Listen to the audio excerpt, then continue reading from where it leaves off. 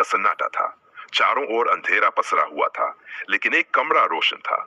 उस घर का सबसे सुंदर कमरा जो नई दुल्हन के लिए सजाया गया था। लाल जोड़े में लिपटी वह लड़की आईने के सामने खड़ी थी।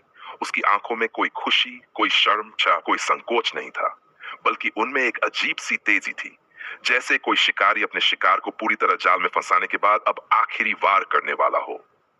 बस एक रात और, उसने खुद से कहा, और धीरे से हंस दी। ये उसकी पहली शादी नहीं थी, ये उसकी सीजन।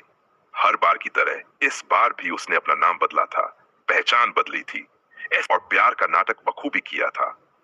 एक अमीर बिजनेसमैन को अपनी मासूमियत और अदाओं से फंसाया था, लेकिन यह सिर्फ शादी नहीं थी, यह उसकी सबसे बड़ी साजिश थी। एक हफ्ता पहले विवेक चौहान, एक सफल बिजनेसमैन, अपने परिवार का सबसे लाडला बेटा था। माता पिता, एक छोटी बहन और बड़ा भाई सब उसे बहुत प्यार करते थे, लेकिन उसकी जिंदगी में अब तक प्यार की कमी थी। जब उसकी मुलाकात संजना, लुटेरी दुल्हन का नया नाम से हुई, तो उसे लगा कि वह सच में एक आदर्श लड़की है। वह संस्कारी दिखती थी, घर के बड़ों की इज्जत करती थी, और सबसे बड़ी बात, वह दिखने में बेहद सुंदर थी। संजना ने अपने मासूम हाव भाव से पूरे परिवार का दिल जीत लिया। शादी धूमधाम से हुई, लेकिन किसी को क्या पता था कि यह शादी असल में एक बहुत बड़ा धोखा थी। अब शादी के कुछ दिनों बाद विवेक को महसूस होने लगा कि संजना कुछ ज्यादा ही तेज तर्रार है। वह हर चीज पर नजर रखती थी, तिजोरी की चाबी, पैसों की जगह, गहनों की अलमारी। वह बार बार पूछती कि कहाँ क्या रखा है। विवेक को शक तो हुआ, लेकिन उसने सोचा नई नई आई है, सब कुछ जानने की कोशिश कर रही होगी। लेकिन उसे अंदाजा नहीं था कि एक रात सब कुछ बदल जाएगा। आधी रात हो चुकी थी, घर के सभी लोग गहरी नींद में थे। संजना ने धीरे से अलमारी खोली और उसमें से सारे गहने, नकदी और कीमती चीजें निकाल ली। उसने मोबाइल भी बंद कर दिया ताकि कोई उसे संपर्क न कर सके। फिर वह हमेशा की तरह गायब हो गई। सुबह जब विवेक की आंख खुली तो बिस्तर खाली था। पूरे घर में अफरा तफरी मच गई। संजना जा चुकी थी, सिर्फ अपनी शादी की तस्वीरें और यादें छोड़कर। लेकिन यह कहानी यहां खत्म नहीं हुई। आगे क्या होगा? विवेक और उसका परिवार कैसे इस साजिश का शिकार हुआ? पुलिस ने जब जांच शुरू की तो क्या राज सामने आया?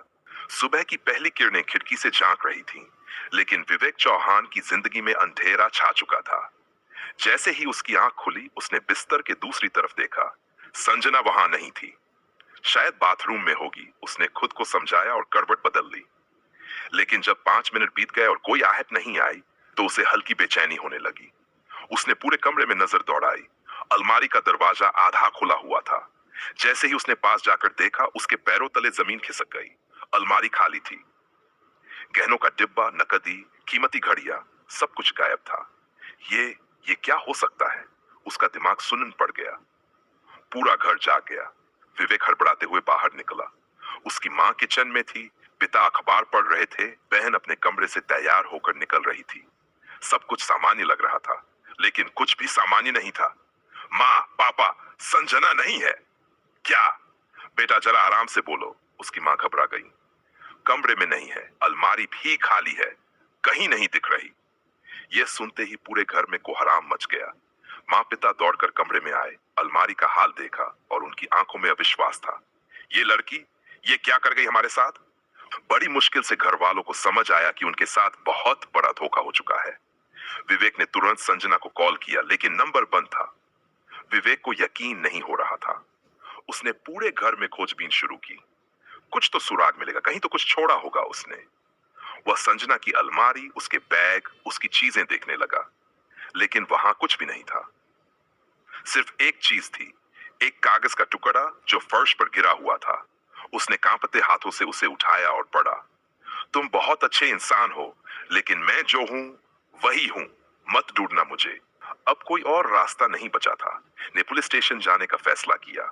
उसके पिता को अभी भी विश्वास नहीं हो रहा था कि उनकी नई बहू, जिसे उन्होंने बेटी की तरह अपनाया था, वो एक अपराधी थी।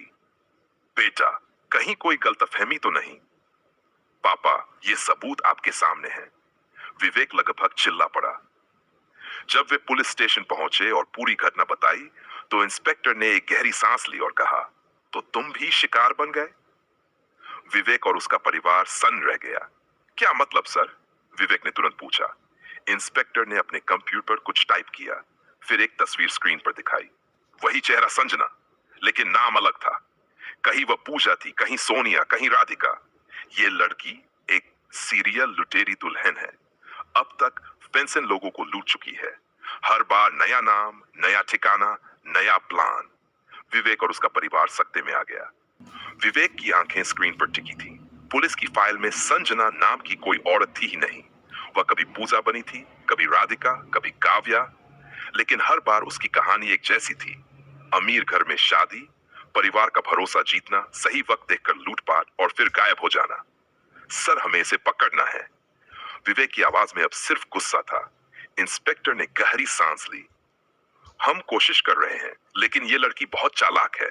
अभी तक कोई इसे पकड़ नहीं पाया, लेकिन मैं इसे पकड़ूंगा। विवेक की आंखों में एक अजीब सा जुनून था। उधर शहर से दूर एक पुराने होटल के कमरे में संजना अपने अगले प्लान पर काम कर रही थी। वह शीशे के सामने बैठी थी। उसके पास ही नकली आईडी कार्ड, एक नया सिम कार्ड और एक पासपोर्ट रखा था। अब मुझे कुछ दिनों तक छुपकर रहना होगा, उसने खुद से कहा। फिर उसने अपना फोन निकाला और एक नंबर डायल किया। काम हो गया, पैसे का इंतजाम हो गया है। दूसरी तरफ से एक भारी आवाज आई, अगला शिकार कौन है? संजना मुस्कुराई। पहले इस बार की मुसीबत से तो निकल लूं। पुलिस मेरे पीछे पड़ी है। लेकिन वह नहीं जानती थी कि इस बार उसका शिकार कोई आम आदमी नहीं, बल्कि विवेक चौहान था, जो उसे हर हाल में पकड़ना चाहता था। सर, ये लड़की आखिर भाग कर जाती कहां है? विवेक ने इंस्पेक्टर से पूछा। हर बार नया शहर, नया नाम, नई पहचान, लेकिन एक चीज हर बार कॉमन होती है, वह हमेशा अमीर आदमी को ही निशाना बनाती है। विवेक के दिमाग में एक आइडिया आया। अगर हम एक अमीर आदमी का जाल बिछाएं तो? मतलब, हम एक नकली पहचान बनाएं, एक ऐसा शख्स जो इसे शिकार लगे, लेकिन असल में वह इसका शिकारी हो। इंस्पेक्टर मुस्कुराया। यानी लुटेरी दुल्हन के लिए एक नकली दूल्हा। संजना को पहली बार डर लग रहा था। अब तक वह हर वारदात के बाद साफ सुथरी तरह से निकल जाती थी, लेकिन इस बार पुलिस उसके पीछे थी। और सबसे बड़ा खतरा था, उसने होटल के कमरे में बैठकर एक नई पहचान तैयार की, नेहा गुप्ता। अब वह नेहा बनकर अपने अगले शिकार की तलाश में थी। उधर पुलिस और विवेक ने एक ऐसा जाल बिछाने का फैसला किया जिसमें संजना खुद ही फंस जाए। हम सोशल मीडिया पर एक नकली प्रोफाइल बनाएंगे, एक अमीर बिजनेसमैन की, इंस्पेक्टर ने कहा। विवेक ने एक नया नाम चुना, अर्जुन मल्होत्रा। अब अर्जुन एक ऐसा व्यक्ति था जो करोड़ों का मालिक था, शादी के लिए लड़की की तलाश में था, और उसकी सोशल मीडिया प्रोफाइल बेहद आकर्षक थी। बस कुछ ही दिनों में नेहा यानी संजना ने अर्जुन से संपर्क किया। हेलो अर्जुन जी, आपकी प्रोफाइल देखी, क्या आप सच में सिंगल हैं? हाँ, लेकिन मैं किसी भी लड़की पर आसानी से भरोसा नहीं करता। अच्छा, तो भरोसा कैसे जीत सकते हैं? मुलाकात करके। संजना को शक नहीं हुआ। उसने सोचा, शिकार खुद चलकर मेरे जाल में आ रहा है। दोनों की बातचीत बढ़ने लगी और जल्द ही उन यानी विवेक ने उसे एक शानदार होटल में मिलने बुलाया। संजना बड़ी चालाक थी। उसने होटल में विवेक से मुलाकात की, लेकिन पहले ही कमरे की जांच कर ली कि कहीं कोई पुलिस न हो। तुम बहुत अमीर लगते हो, संजना ने मुस्कुराकर कहा। और तुम बहुत खूबसूरत, विवेक ने जानबूझकर उसकी तारीफ की। कुछ ही दिनों में दोनों की मुलाकातें बढ़ने लगीं। संजना को यकीन हो गया कि यह उसका अगला शिकार है, लेकिन असली शिकार कौन था, यह उसे नहीं पता था। संजना को इस बार जरा भी शक नहीं था। उसने अर्जुन मल्होत्रा यानी विवेक को पूरी तरह अपने जाल में फंसा लिया था, और कम से कम वह यही समझ रही थी। बस कुछ दिन और, फिर इसे भी लूट कर निकल जाऊंगी, उसने खुद से कहा। लेकिन उसे नहीं पता था कि इस बार वह खुद एक जाल में फंस चुकी थी। कुछ हफ्तों बाद विवेक ने शादी का प्रस्ताव रखा। नेहा, मैं तुमसे बहुत प्यार करता हूं, मैं चाहता हूं कि हम जल्दी शादी कर लें। संजना अंदर से हंसी। इतना आसान था? मैं भी यही चाहती हूं अर्जुन, उसने झूठी मुस्कान के साथ कहा। विवेक ने एक भव्य होटल में सगाई रखने का ऐलान किया, लेकिन इस बार एक गुप्त मेहमान भी मौजूद था, पुलिस। होटल का हॉल रोशनी से जगमगा रहा था। विवेक यानी अर्जुन सफेद शेरवानी में खड़ा था और संजना ने लाल साड़ी पहनी थी। जैसे ही वह आगे बढ़ी, उसे हल्की बेचैनी महसूस हुई। क्या पता नहीं क्यों, लेकिन कुछ अजीब लग रहा है। अचानक, संजना, अब भागकर कहां जाओगी? पुलिस इंस्पेक्टर की आवाज पूरे हॉल में गूंज उठी। संजना का चेहरा पीला पड़ गया। वह पलटी और भागने की कोशिश की, लेकिन दरवाजे पर पुलिस पहले से खड़ी थी। नहीं, ये झूठ है, उसने चिल्लाया। लेकिन तभी पीछे से विवेक आगे बढ़ा। तुम्हें क्या लगा संजना, इस बार भी बच जाओगी? संजना के चेहरे पर पहली बार डर दिखी। अर्जुन नहीं, मेरा असली नाम विवेक चौहान है और तुम वही हो जिसने मेरे घर को बर्बाद किया था। अब संजना के पास कोई रास्ता नहीं था। पुलिस उसे घसीटकर कुर्सी पर बैठा चुकी थी। अब बोलो, तुमने कितने लोगों को लूटा है? संजना चुप रही। अगर नहीं बोला तो जेल में बहुत बुरा होगा, इंस्पेक्टर ने धमकी दी। आखिरकार उसकी आंखों से आंसू बह निकले। मैंने फंजिल लोगों को लूटा, विवेक ने गुस्से से पूछा। मैंने कभी किसी को मारा नहीं, मुझे मजबूरी में ये करना पड़ा। अब एक नया सवाल खड़ा था, क्या संजना के पीछे कोई और भी था? संजना सिर झुकाए बैठी थी। पुलिस वाले, विवेक और उसके परिवार के लोग सब उस पर गुस्से से देख रहे थे। अब बताओ, तुम्हारी मजबूरी क्या थी? इंस्पेक्टर ने कड़वी आवाज में पूछा। संजना की आंखों में आंसू आ गए। मुझे इस दलदल में धकेला, मैं कभी ऐसी नहीं थी। मैं भी एक आम लड़की थी, एक अच्छे घर से थी। लेकिन जब मेरी शादी हुई तो मेरे पति और ससुराल वालों ने मुझे दहेज के लिए प्रताड़ित करना शुरू कर दिया। संजना कांप रही थी। उन्होंने मेरे माता पिता को भी तंग किया, लेकिन जब उन्हें पैसे नहीं मिले तो उन्होंने मुझे जला दिया। क्या? विवेक चौंक गया। हाँ, मैं मरने से बच गई, लेकिन मेरे चेहरे पर जलने के निशान पड़ गए थे। तभी एक गैंग ने मुझसे संपर्क किया। उन्होंने कहा कि अगर मैं उनके लिए काम करूं तो वे मुझे नया जीवन देंगे। कौन सा गैंग? इंस्पेक्टर ने पूछा।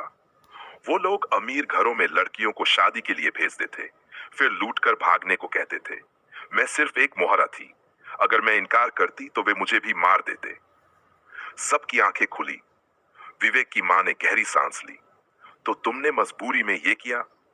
हाँ, लेकिन अब मैं तंग आ चुकी हूँ। मैं ये जिंदगी नहीं जीना चाहती, मैं बस आजाद होना चाहती हूँ। विवेक ने इंस्पेक्टर की ओर देखा। क्या इसका सच पता लगाया जा सकता है? अगर ये सच बोल रही है तो हमें उस गैंग तक पहुंचना होगा। कई हफ्तों की जांच के बाद पुलिस को सच में उस गैंग का पता चला। संजना को एक डील दी गई, अगर वह पुलिस की मदद करे तो उसकी सजा कम हो सकती है। संजना मान गई। पुलिस ने पूरे गैंग को पकड़ लिया और संजना को मामूली सजा देकर रिहा कर दिया गया। जब संजना जेल से बाहर आई तो विवेक और उसका परिवार वहां खड़े थे। अब क्या करोगी? विवेक ने पूछा। नई जिंदगी शुरू करूंगी, ईमानदारी से। विवेक की मां आगे बढ़ी और कहा, अगर तुम चाहो तो हमारे घर में रह सकती हो, एक नई बहू बनकर नहीं, लेकिन परिवार के एक सदस्य की तरह। संजना की आंखों से आंसू बह निकले। मुझे मौका देने के लिए धन्यवाद।